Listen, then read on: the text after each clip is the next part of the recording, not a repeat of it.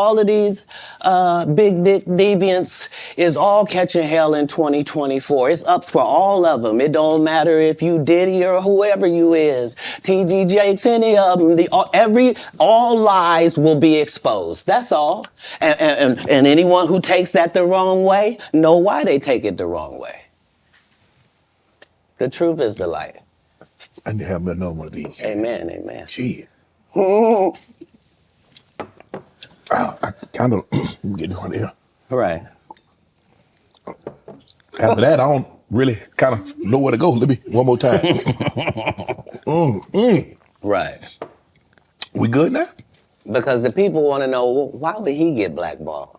Yeah, oh, because, I was gonna ask you that. Because in 30 years, I've done nothing but collect information, knowledge, and your secrets. So if you and a man was in a corner doing something you wasn't supposed to be doing... You will tell it? No, somebody come to tell me. Okay. I gather that, I value that, I'll pay for that. Come, tell me. I know so many things I shouldn't know, and they all know it. They all know it. Why? Because you don't make me the villain. Not the guy that raises black children and ain't never done a hard drug in his life and don't have no stories of doing nobody dirty. And they'll just go out and they'll lie. The industry doesn't mess with Katt because he didn't show up for the studio. No studios have ever said that. Look at my IMDb. It will show you that no studio has ever lost money with me on the script. How? That's why I'm saying, that's why I can't let Ricky Smiley say he was supposed to play Money Mike. Because I wrote the words for Money Mike. I designed the hair for Money Mike. I collaborated with the wardrobe department and made outfits to make sure that no one in America would be wearing what Money Mike was wearing.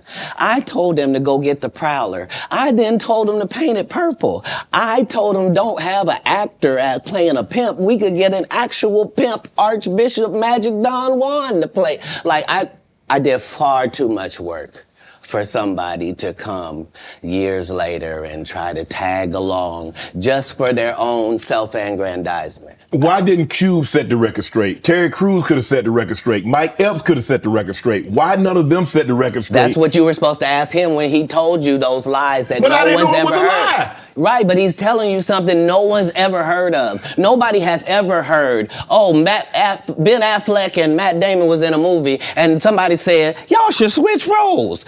Like, this is a business. But that's the thing, Katt. Normally when people will give you information, I'm thinking I'm hearing it for the first time and they're giving information no one else knows or have ever heard. So I'm taking them at face value. These are like, this is like Steve Harvey telling people he used to be homeless. That's my story. That's not his story. Steve Harvey wasn't never homeless. When Mark Curry was touring with him 25 years ago, he was making $3,000 a show in cash and doing 5 shows a week. They just tell the stories. Thanks to my wife, I'm where I am. You said that about the first wife. You forget that? You told us it was her. Then you went and married somebody else that think like a man. Like, what are you talking about? They think they can rewrite history. Guy Torrey did a beautiful special about the Comedy Store and Fat Tuesday, where he said that Steve and Cedric and Kevin Hart and Tiffany Haddish came through there and made... All lies. Steve and Cedric never performed at the Comedy Store at all. Tiffany was only seen at the Laugh Factory. In 15 years in Hollywood, no one in Hollywood has a memory of going to a sold-out Kevin Hart show, there being a line for him ever getting a standing ovation at any comedy club. He already had his deals when he got here. Have we heard of a comedian that came to L.A. and in his first year in L.A. he had his own sitcom on network television and had his own movie called Soul Plane that he was leading? No, we've never heard of that before that person or since that person. What do you think a plant is? Maybe people don't understand the definitions of these words. He just did his documentary with Chris Rock where he shows you that his whole upbringing in comedy was on the East Coast. Yeah, it was. So how simultaneously was he here in Los Angeles doing the same thing? It didn't happen. It didn't happen. And I hate to seem like a petty individual for picking apart lies, but Jussie Smollett gonna keep lying until you say we don't believe you. Like, it's important in the checks and balances of the universe that liars not get to make complete narratives for themselves. Are you not afraid about being blackballed again? These are some power people. What do you mean again? These people are not powerful. Satan can't create anything. That includes blessings for his people. That's why, you know what the number one job of somebody that sold their soul in Hollywood is? What? Is to act like it didn't happen. They all do the same job. Why do you think Gary Owen can't cross over and he already white and been in comedy for 25 years? If what I say ain't the case. It's a cabal. It's a consortium. They rock with who they rock with and they don't with who they don't. But I'm not scared of being the competition any more than you were when you lined up across from a superior team. Yeah, on paper, they're a better team. Right. They have all the assets and resources and we don't. But let us get on the line, boy, and see if that factors in. I guarantee you it won't. Wow. Because Shannon Sharpe got to be a different person than that other person. Absolutely. And he always was. That doesn't change when I change teams. That remains the same. That's how a legacy is built. So all of these shortcut takers, they canceled me for talking about Harvey Weinstein before the thing came out, but he offered to suck my penis in front of all my people at my agency. What am I supposed to do? He did all of that. I'm thinking I'm the only black person on the script. I get there, it's 3 other black guys on there. Woo. Huh. So you wonder what they did to get there? I told him no. What y'all do? And this is why when I walk in a room, heads go down. Behind my back, I'm nothing. I'm just a regular old comedian that's bitter and jealous. But in my face, no. The king has walked in and they have to respect it only because I've not taken the shortcuts. I've not been funded. They pay you to not talk about things they don't want you to talk about. They tell you that themselves. I can't do that because Steve told you that he stopped doing stand-up because he had 7 TV shows. The only problem is when he stopped stand-up, he didn't have those 7 TV shows. He stopped stand-up because he got in a comedy battle called the Championship of Stand-Up Comedy with one Katt Williams in Detroit in front of 10,000 people and lost because Katt Williams said he was actually bald and that was a wig. And I went in, and that's why he couldn't do stand-up anymore. Imagine him coming to tell you another story where he got so big and it was Bernie and them's fault because they wanted to be movie stars. What? You called Ocean 11 to get that nigga's part.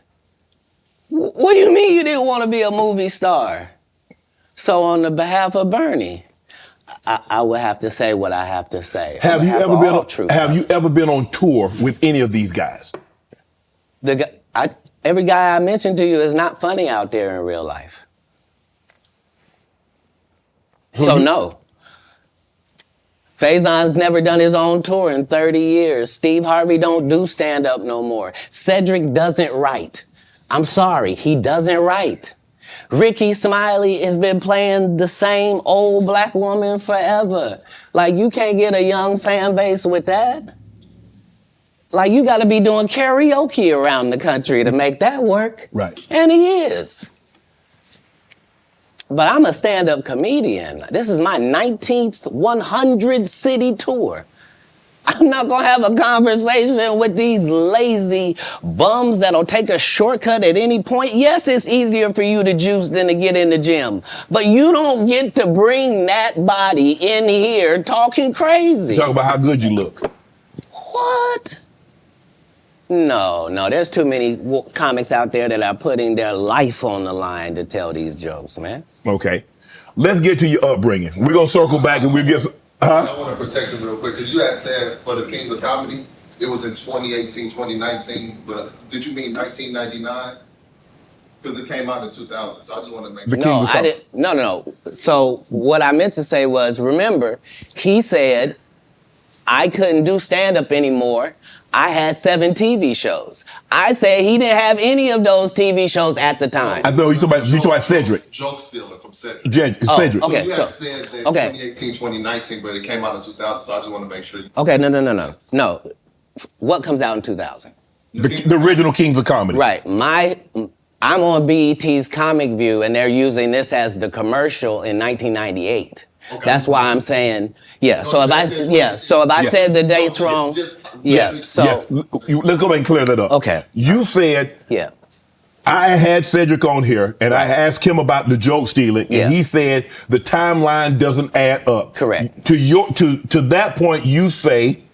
Right. So he thought that I was just a no-name comedian and that he could take this joke and nobody would know. Right. The issue was that I had already done this particular joke on BET's Comic View twice. Right. It had done so well on BET's Comic View that they had made it part of the commercial.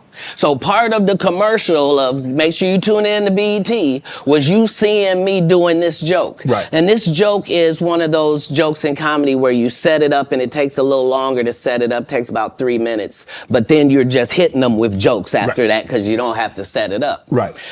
Mark Curry had already helped me work on this joke because I thought it was good because I was getting a standing ovation on it. He had me go back in the lab and help me craft it to be an even more powerful joke. So this is not just a random joke. This is my very best joke, and it's my last joke, and it's my closing joke. Okay.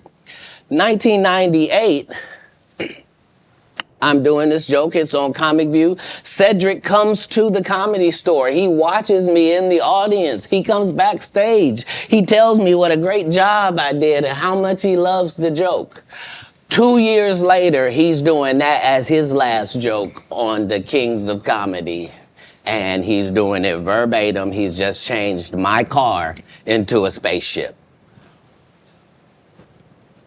Him and Steve had already apologized for me, so I gave him a pass for a decade. Why would you sit here and be like, I saw Katt 30 times, and Katt didn't do, as I stand before you, Shannon, I would have bust Cedric's stomach. There was nothing that would have kept me from one of these in that patch right there. Like, are you kidding me? Why would you downplay me like that? Why did I give you a pass if you were just gonna lie? And so that's what I'm saying. Like, they're all a group. Cedric, Steve, Ricky, they've been a group. Everybody knows that. They've been aligned.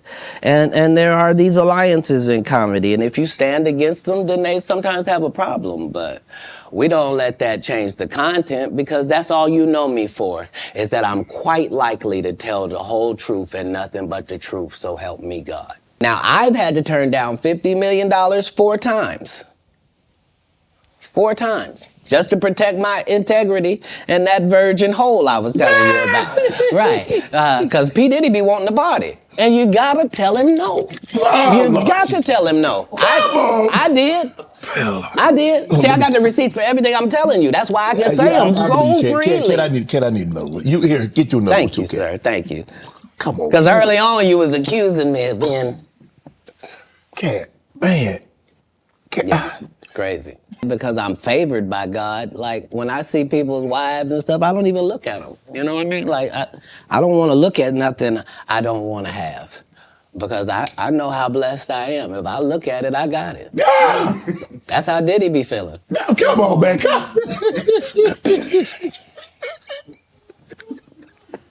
So, you're not supposed to look at anything that you don't want. Not me personally, just because God has given me literally everything I ever even pump faked like I want. And that's the whole thing. That's the whole thing, is I don't have a type of woman. Every woman that I ever had as a type, I ended up getting her. Now she's not the type anymore. Now I understand that every woman is a one of one. Like, you can't really have types. Mm-hmm.